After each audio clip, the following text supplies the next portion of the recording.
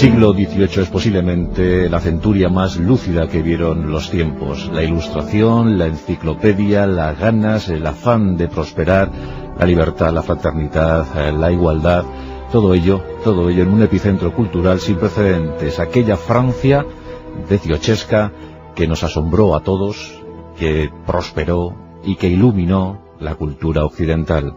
Aquel tiempo de Ilustración, aquel tiempo de enciclopedistas y de gente bien pensante, en otros casos no tanto, desde luego impulsaron a la humanidad.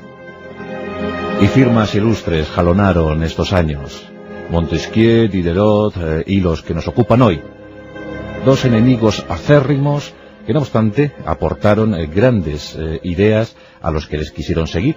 Por un lado, François-Marie Arouet, más conocido por todos por su nombre de guerra, Voltaire, y por otro Jean-Jacques Rousseau, un franco-suizo cuyo trabajo, El contrato social, fue fuente de inspiración, semillero intelectual para los que quisieron recoger dichas enseñanzas y llevarlas posteriormente a la revolución, a la gran revolución de 1789. Una Francia rocambolesca que bailaba en los palacios versallescos de los Luises, Luis XIV, Luis XV, Luis XVI, pero que también pasaba hambre en las calles de París y de otras ciudades. En el momento en el que las pescaderas o las panaderas se lanzaban a la calle para exigir sus derechos, mientras los reyes, atónitos, contemplaban la insubordinación del pueblo. Un tiempo difícil en el que Francia se batía en diferentes guerras, en el que había amantes que dirigían los designios de la Ilustración, Verbigracia, Madame Pompadour, en el que miles de franceses luchaban y morían defendiendo sus ideas.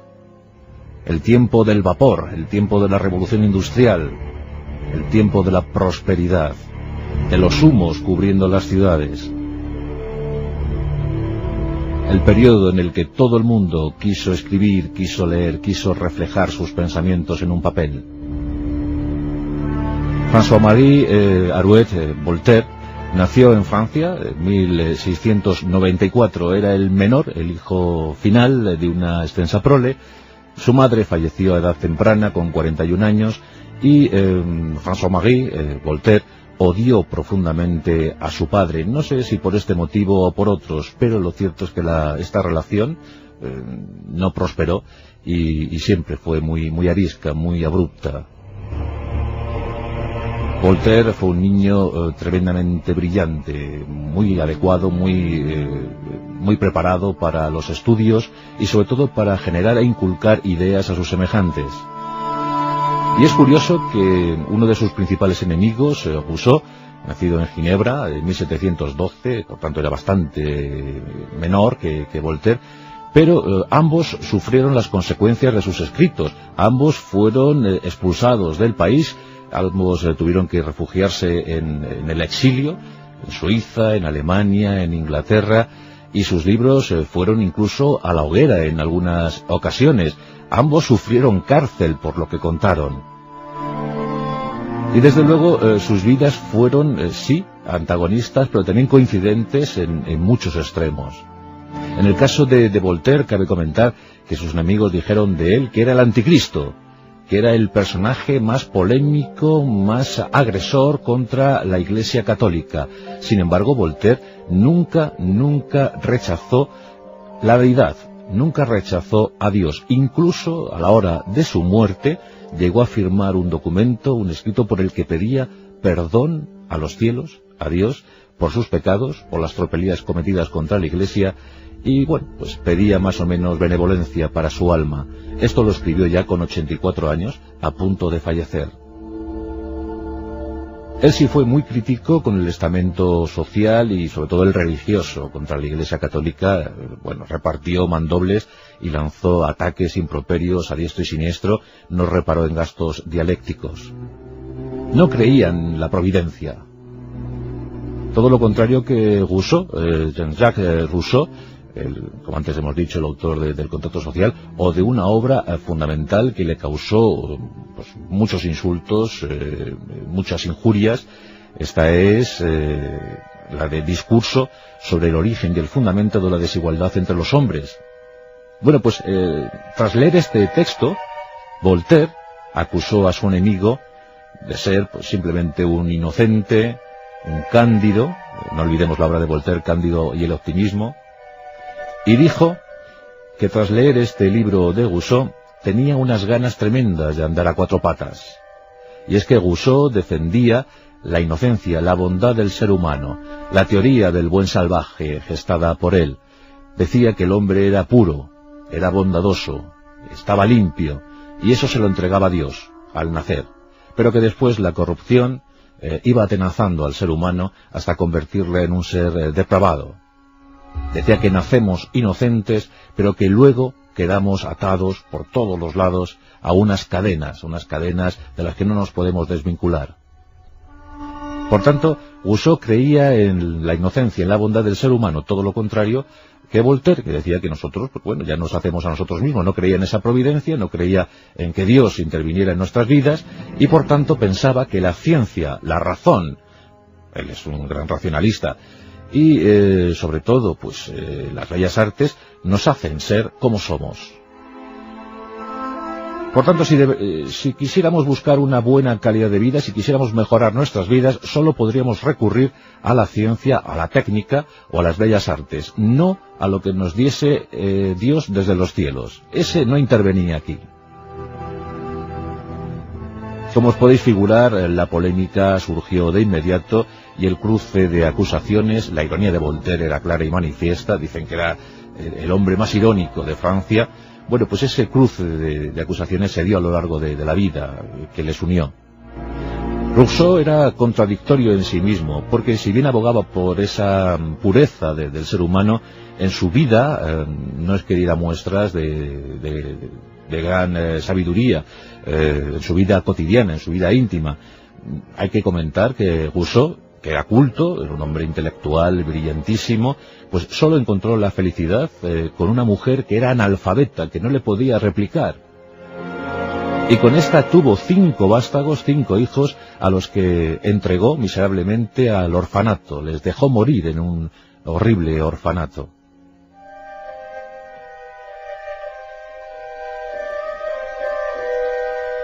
Vidas dispares pero coincidentes en tantos puntos, odiados por muchos, queridos, amados por otros tantos. Ya digo que Voltaire era considerado como el máximo monumento a la intelectualidad de su tiempo, mientras que Rousseau fue el inspirador del gran movimiento revolucionario francés. En una ocasión, Voltaire afirmó sobre Rousseau: su filosofía es la de un mendigo que anhela para los ricos que estos sean robados por los pobres.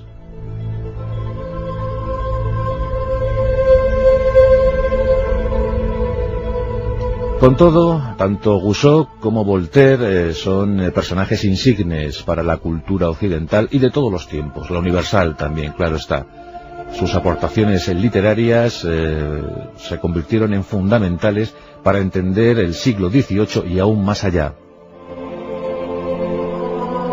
Voltaire hizo suya una frase apócrifa, pero bueno, al hacerla suya casi se la apropió, aquella de: no creo en sus ideas, pero lucharía hasta la muerte porque usted las pudiese defender. Fallecieron los dos en el mismo año, 1778, con tan solo un mes de diferencia. Voltaire, paradójicamente, fue enterrado en suelo sagrado. Ya os digo que se retractó de sus ideas anticlericales al final de sus días, y tras haber vomitado sangre, pues pidió perdón a los cielos por su vida llena de excesos y de injurias contra la Iglesia. Rousseau también murió prácticamente en la penuria, pero los revolucionarios quisieron recuperar sus cuerpos y transportarlos al Panteón de Hombres Ilustres, la antigua iglesia de Santa Genoveva, la gran patrona de París, una de las patronas de París. Bueno, pues qué curioso que estos enemigos acérrimos, que se insultaron, que se maltrataron, que se llamaron absolutamente de todo y en todos los términos, uno defendiendo al buen salvaje, la inocencia, pureza y bondad del ser humano, otro hablando pues que no existe la providencia y que es el ser humano el que se forja a sí mismo. Bueno, pues tanto se odiaron que al final se tenían que encontrar, y se encontraron en ese panteón de hombres ilustres. Y hoy en día, si visitáis París, les podéis encontrar en semejante recinto, uno frente al otro. El destino quiso que la ubicación para los dos cadáveres, para los dos cuerpos, fuese la de frente a frente. Así que aún siguen enfrentados, por un lado Voltaire y por otro Rousseau. El contrato social versus Cándido y el optimismo. El racionalismo frente al providencialismo. El siglo de las luces, el siglo XVIII, el siglo de la Revolución Francesa. El siglo que apostó por la fraternidad de los seres humanos, la igualdad entre ellos y, por supuesto, la legalidad de las leyes, esas leyes universales, esas leyes justas, de las que tanto habló Voltaire. Pero, por supuesto, no podemos dejar a un lado lo que pensó Rousseau. Algo de razón tiene en eso de que la bondad, la inocencia, la pureza, la blancura nos acompañan en el nacimiento y que posteriormente todo eso se va trastocando severamente. Por tanto, nuestro homenaje, nuestro reconocimiento para los dos. Los dos merecen estar en lo más alto. Por un lado, François-Marie Arouet, llamado Voltaire, y por otro, Jean-Jacques Rousseau, versus de la historia, enemigos íntimos de la historia.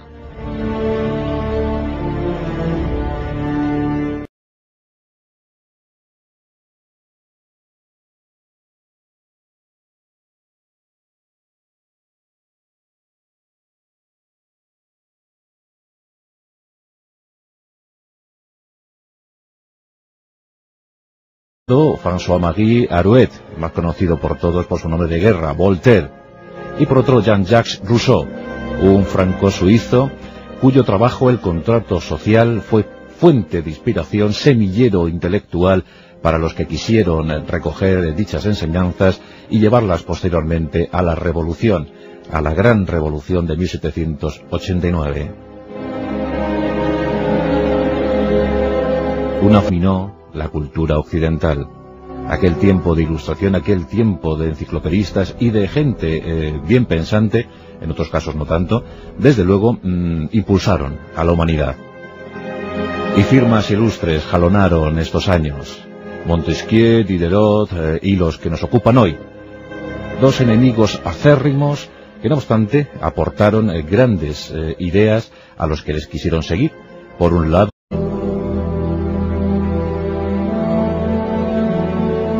el siglo XVIII es posiblemente la centuria más lúcida que vieron los tiempos. La ilustración, la enciclopedia, las ganas, el afán de prosperar, la libertad, la fraternidad, la igualdad, todo ello en un epicentro cultural sin precedentes. Aquella Francia XVIII que nos asombró a todos, que prosperó y que Francia se batía en diferentes guerras, en el que había amantes que dirigían los designios de la ilustración, Verbigracia, Madame Pompadour,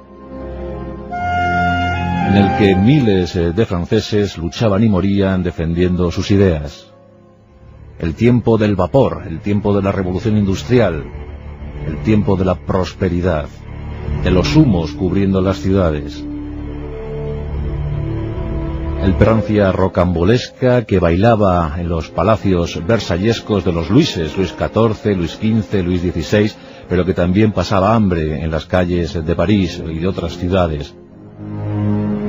En el momento en el que las pescaderas o las panaderas se lanzaban a la calle para exigir sus derechos, mientras los reyes, atónitos, contemplaban la insubordinación del pueblo.